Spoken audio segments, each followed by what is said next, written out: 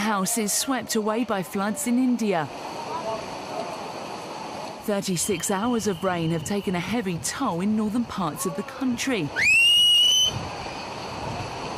The flooded River Ganga has ruined houses and businesses on and near its banks. Now, India's monsoon rains certainly look bad, and despite coming early, they could actually be good for the country. The waterfall helped speed up the early sowing of summer crops, so output could be boosted and more money may be made.